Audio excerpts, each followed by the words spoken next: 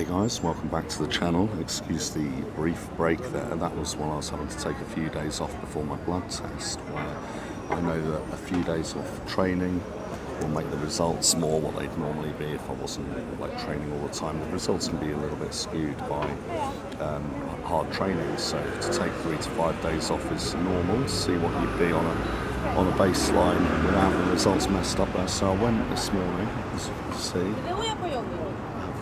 Little plaster on, so I've got to wait 3 to 5 days on the results of that, but there's no problems anticipated.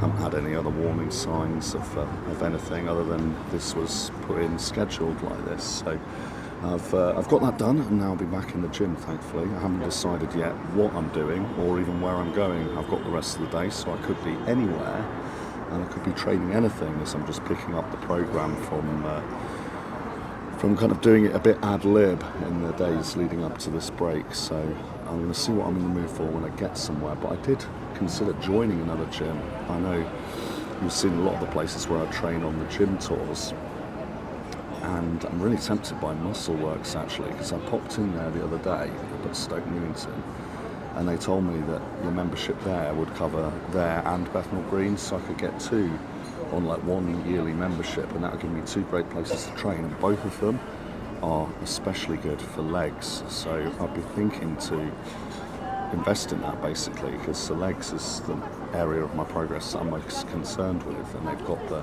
Cybex hack squat, they've got the Gym 80 hack squat as well.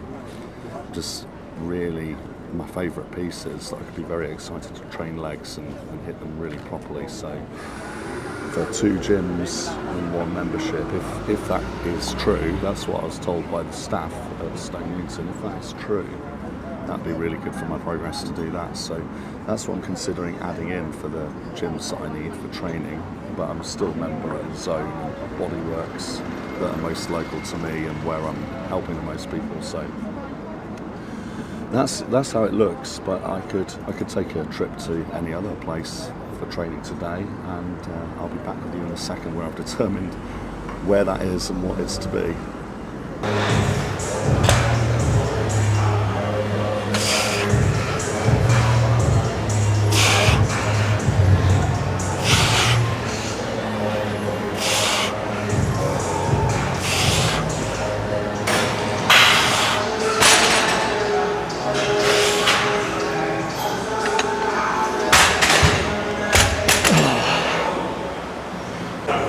So I ended up in Zone training chest, as you can see. Given the choice of anything, it was always likely to happen that I would turn into a chest day. But it's nice to be back, and I'm not pushing so heavy as I was, having had my fasting for 4 days, my weight loss, my cruise, the health phase, all of this kind of thing, and just 3 or 4 days off training completely before my blood test. It's not maximum strength, but I think variety of exercises and volume is the direction I can take it today to make the most of it. So I'm going to do another set with these, which is light for me on the pressing, but still not managing so many reps. But it is baselining it, and some way to improve on from here.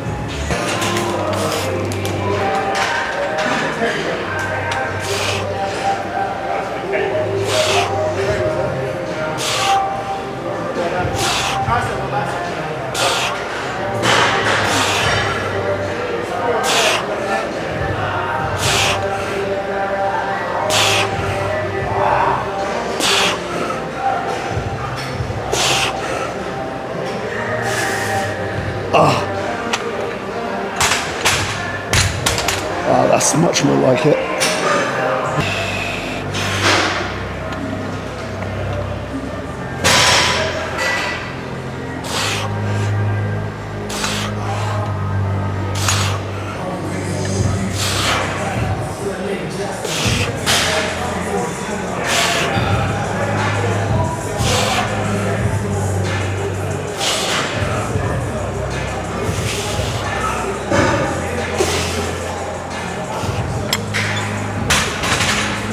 This one, the drop set.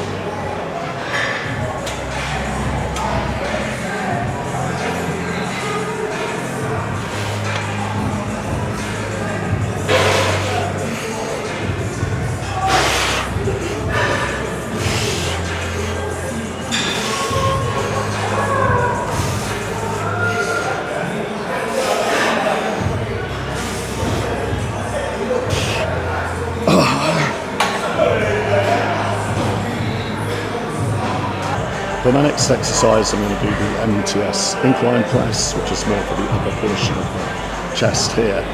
Some of the studies recently, yeah, I know, boring studies, right? But a couple of the studies recently have suggested that anything that works the incline angle actually works the middle and lower pecs equally to stuff that's on flat or decline, but it works the upper pecs more effectively than those things on flat or decline. So that's why it can sometimes be seen as priority, doing incline work for chest, and why a lot of bodybuilders would do that first.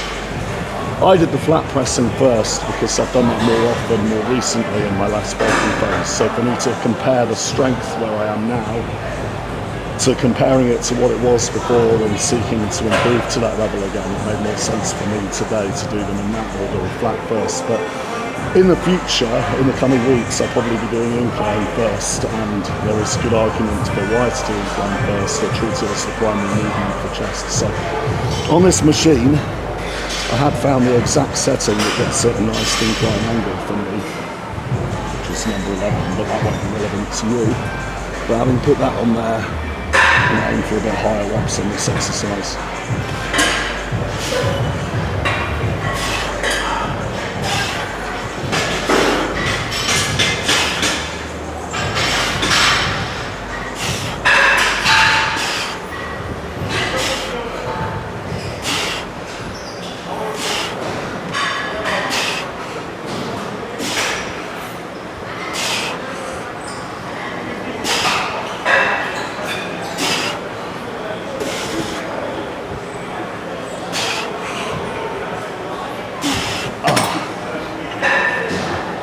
Go a little bit higher and still be on high reps, I feel, so I'm going to put that a little bit higher.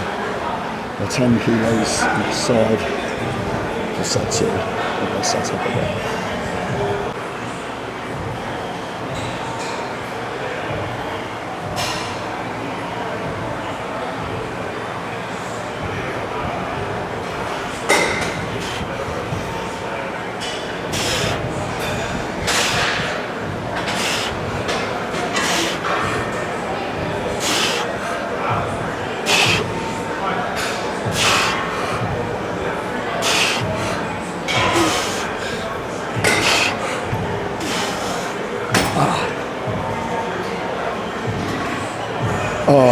A little bit lower rep than I was expecting and hoping, so I'm going to reduce it back and do a drop set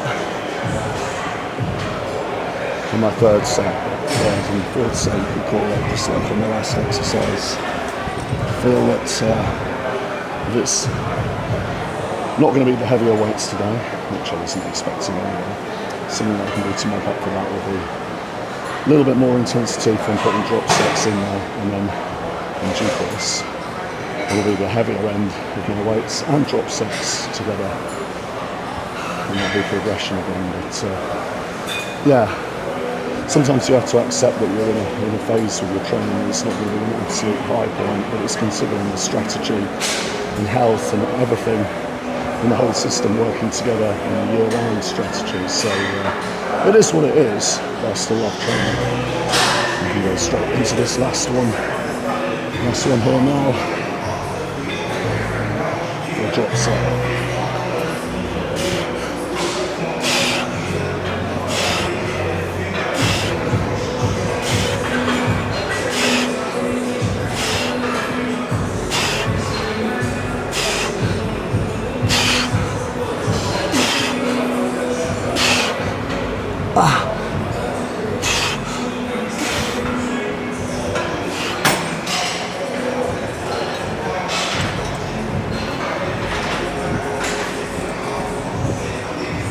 Straight in.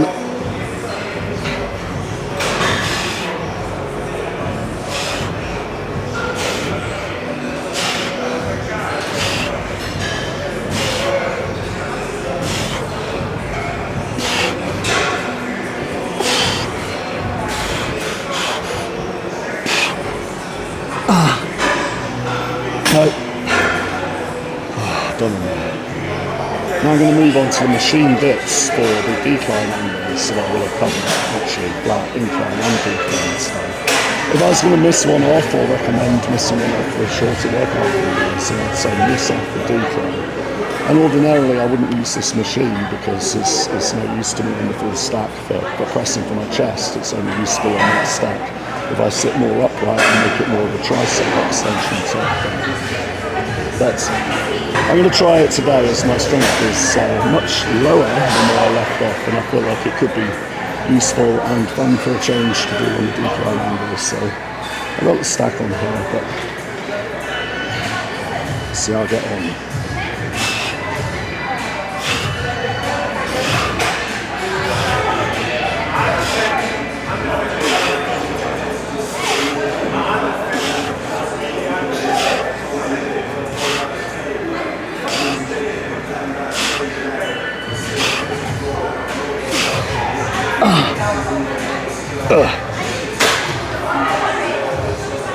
That wasn't too bad. Let's give it another go.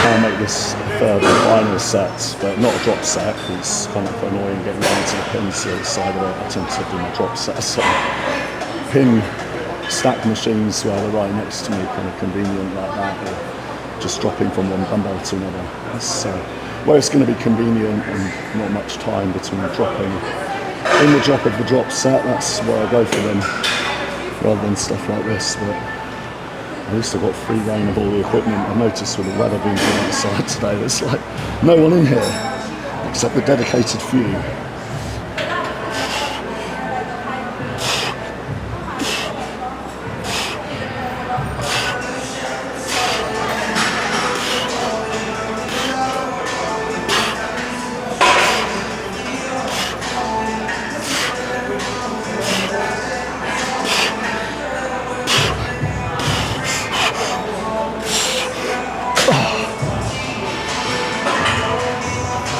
Next really obvious thing to do on a chest workout is move on to something that's in isolation where your elbows aren't moving so much, so some kind of fly movement. So that's what I'm moving on to here. It's a very tried and true formula for chest training. Do 2 or 3 of the pressing angles and then look at your flies. So my choice for the flies today is going to be machine one. That's what I've been getting on best with lately. So no reason to change it. Just took a while to readjust the seat to my preferred kind of angle. So I do find that if you have your hands too high up, it'll bring your anterior deltoid into it, so you can feel on your own body when you do this here with the elbow up. With the elbow down, there's less flexion, and the deltoid down, you can feel it more in the chest. So I like to get my hands so they're going to meet each other right in front of the chest here, slightly lower than most people. So seat height and the back height are optimised for that, and I can get in with set one now on some kind of serious weight.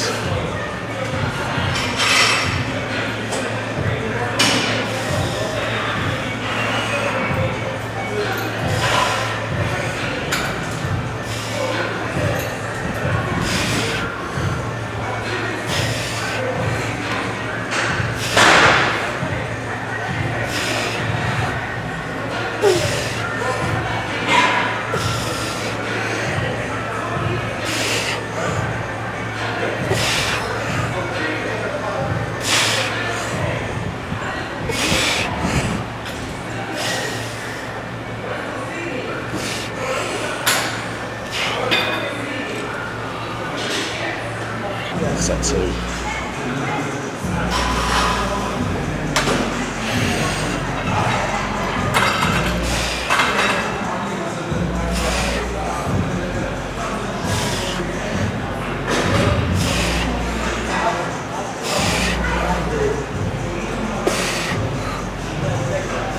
It's alright, go through.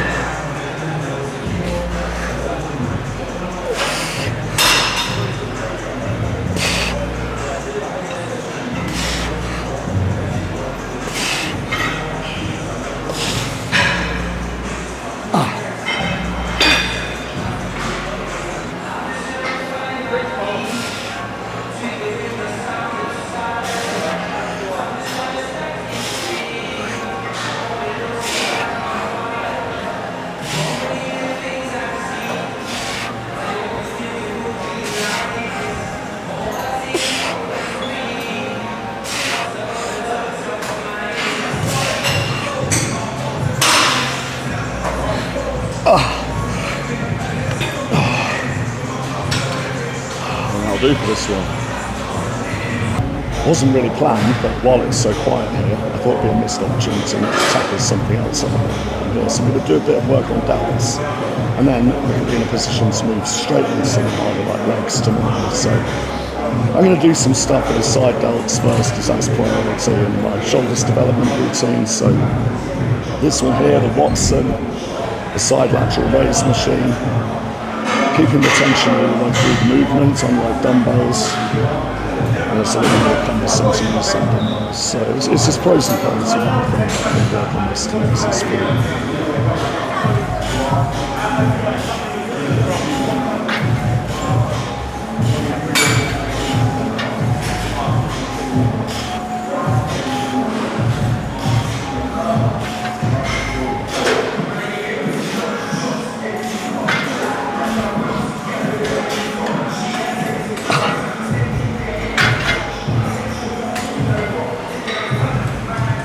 When I compare something like this to dumbbell side lateral raises, I tend to think that something like this is easier to track how strong that individual muscle is, because it sort of locks you in place more, and you can't vary the weight that much by how much you're swinging your body so much as on the dumbbells. So sort of preferable for that, but I prefer dumbbells for things like drop sets, like I was talking about before, or easier with a pin machine dumbbells for drop sets. So for those kind of down the rack sets for deltoids, I feel like I prefer dumbbells, and that's where I would use each of these. So where they can really come into their own. But today I'm going to do just this one. I'm going to do like a full shoulders workout. Because on a full shoulders workout, I'd always be doing the pressing as well, which is not for today, the overhead pressing.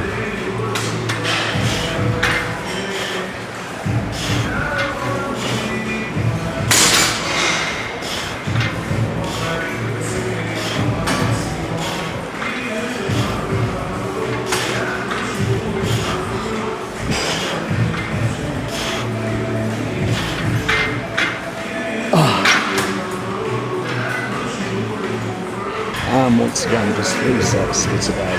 It's greater volume I can follow in the coming weeks as I seek to challenge myself further and further as strength comes back up.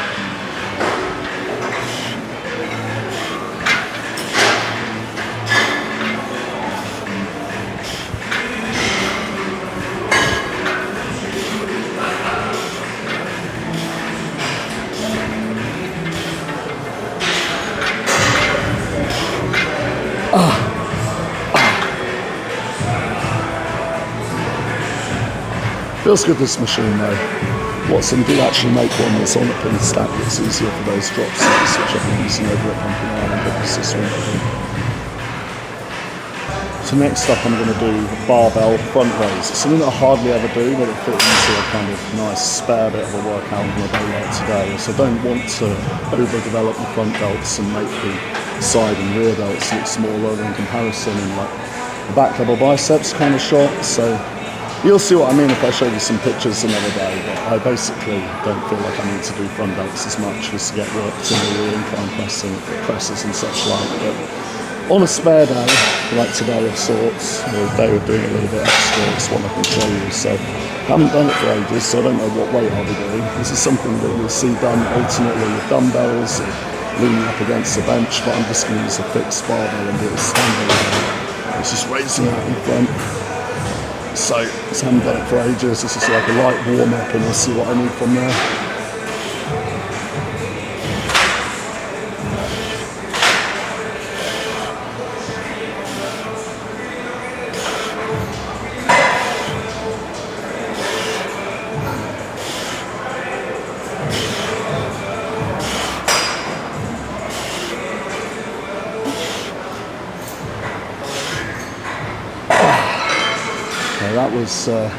That's saying 30 pounds. That's kind of embarrassingly light, but that's just not enough. So I think a working set with 50 pounds we've got here will be appropriate. And you'll sometimes see people using machines like the last one I've used by standing sideways into the machine, and instead of holding the handles at the side like this, hold in front and just raise the arm a bit to do front belt. So I feel like that's a little bit peculiar, and you'd be just as well to use barbell or dumbbell, but you'll sometimes see people do that as well. So I'll give that a go on 50 pounds, and that should be absolutely fine.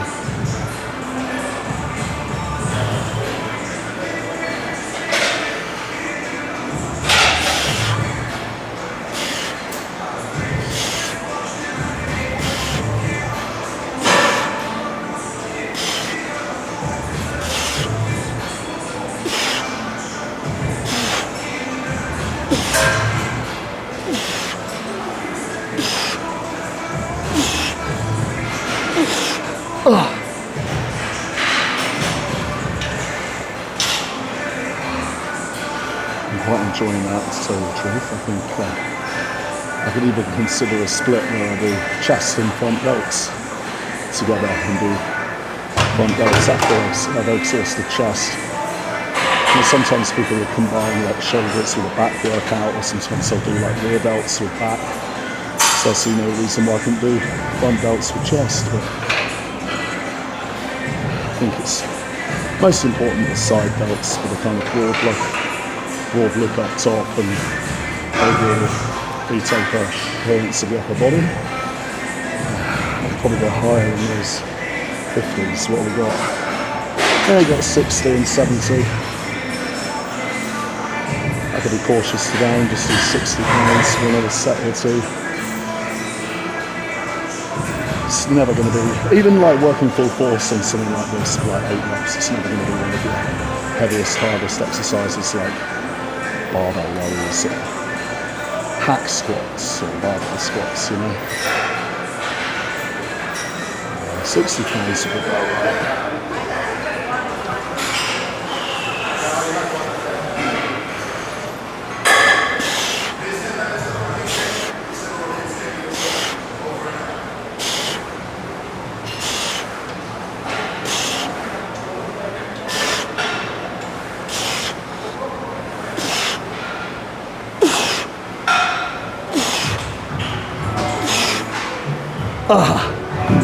Yeah, it's a good working weight for me, that.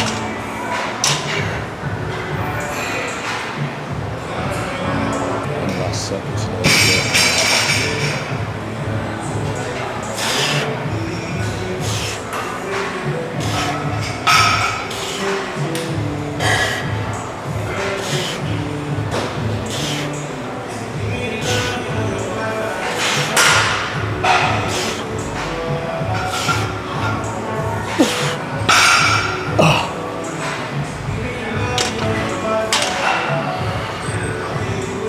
just got back from that session, and I really enjoyed that. Just 3 days or whatever it was off training before that test this morning.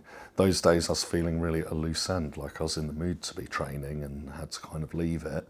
Did a bit of my cardio, but was really looking forward to hitting the weights there, and actually wasn't as low on the strength as I might have been. Obviously this would be the lowest point, having been cruising for the longest period of time within this year so far, 2024, and having had the diet break and the fasting and the lost strength after that, and then a few days off the gym here and there, both for being unwell and for having 3 days break before the test. So you add all of that up, and I was expecting the weakest session potentially of the year, but it wasn't too bad. I think once I was less wobbly after that first set on the dumbbells, I was quite happy, and I was really in my element just to be training again. So really enjoyed that, and to sneak in shoulders as well means that I can leave them till a bit later and potentially get on something harder like back or legs tomorrow if I get a good sleep. So I'm gonna pick it up in an intuitive way and then set my actual program for the time being within a week or two, and I'll be getting on to my food prep in a moment here, that being the most important thing. I was actually talking to someone down at Zone that has an interest in coaching there, but hasn't really decided on what the goal is in between what category to compete in, or if to compete at all. I've been looking at like classic physique, but hadn't been training legs that long, so was potentially going to be more like men's physique with the legs not judged, but also considering just fitness model work in general, and he looks so good. You know, he's actually 85 kilos, so pretty light because he remains really lean and has been eating really clean from just eggs and chicken and rice, you know, like proper bodybuilding food type thing, but never in a structured meal plan and never monitored in amounts, never monitored for results, just kind of trained as he felt like it, with a lot of work on arms and then chest because that's what he liked doing. And now there's kind of areas that need to catch up with that, particularly the legs, but also the back. And so we're having a good old long chat about what that would look like and how he'd have to be not looking quite so good in order to improve, because wouldn't be able to remain as lean as he is. He's ripped at the moment, basically. The muscle quality is really there, and he looks really good for it because some of the muscle insertions are also perfect. So the shape of him and quality there looks amazing. But he has these weak points, and I was just explaining that to get beyond those and bring the back up, and then if legs was going to be a thing as well, it'd be even more of a long-term thing. Bringing these things up, you'd have to let go of the leanness a little bit and not be looking quite that finished, you know, to be able to grow optimally. So the way I would be doing that is making sure that the fat gain that comes with gaining body weight and size and development and long-term progress overall doesn't get out of hand. I'll be doing the checks with the calipers. If you don't know what they are, I've got them to here. One of the main tools of the trade, I would say, well, at least in the way that I do things. So I would sort of be allowing the body fat, subcutaneous fat is what you're measuring with that, so it's a good estimate of body fat overall. Be allowing that to creep up just a little bit so that gains and progress aren't inhibited, and you can put in that extra food that's required for the long-term progress and all those lagging parts, and you know, just keep a sensible upper limit on what some of those measurements would be. And I was actually explaining to someone else this morning what that kind of looks like in terms of millimeters. If you were to take one site and be clipping on there, so you just pinch about an inch of skin somewhere and clip on. I dread to think what mine is now. It's nowhere near contest time for me. But I would say you do that on somewhere like next to the navel for the abs Skinfold site, and really anything under 4 millimeters or under 3 millimeters is like elite conditioning level. Like, you're going to turn up at a show and be the most shredded there at that kind of measurement. Like under 5 is like also pretty shredded, like could compete at that level if everything is going to look better there, then pushing further for more fat loss. So potentially there at under 5 millimeters, but under 4 would be elite. Under 6 would be like a really good kind of like year-round maintainable if you're disciplined to it, looking like, you know, a ripped kind of fitness model. Potentially under 7 millimeters would also be like a hard, like presentable, like good kind of good definition kind of look. And then anything above 7 millimeters to like 10 millimeters is what I'd call like looking all right and under control, you know, like under control for an off season with an upper limit of 10 millimeters, or you could say a centimetre on the Skinfold. Beyond a centimetre is a little bit less tidy, not really looking your best, and that's permissible if you just know how to bring it in again and have a long-term strategy and wanted to push more aggressively for gains in certain ways, and that was going to involve like pushing more food and certain things that come with that. And maybe, you know, it could be permissible with some people under some circumstances to go beyond 10 millimeters and perhaps up to like 14 millimeters, say. So that's kind of like how that sits if you're looking at measurements with the calipers and what they mean, and what you're keeping track of, what you're working towards, what you would keep as parameters, and what different stages on that continuum look like. And if you're much beyond like 14, 15 millimeters, in my view of things, it'll be tidy up and lose body fat as priority before like setting a phase for gaining anyway. So I thought I'd just take the opportunity to explain that on camera, since it was something that I found myself instructing on today, well, this morning, with someone that I'm working with, and also in terms of evaluating a very good physique that I've seen today while at the gym. So all these things like going on, I still find it fascinating. As far as my training, I'm looking forward to something a little bit harder tomorrow, and I shall continue to take all of your questions, so anything, pop them below, and hope you have a good weekend. I'll be back online tomorrow. Cheers.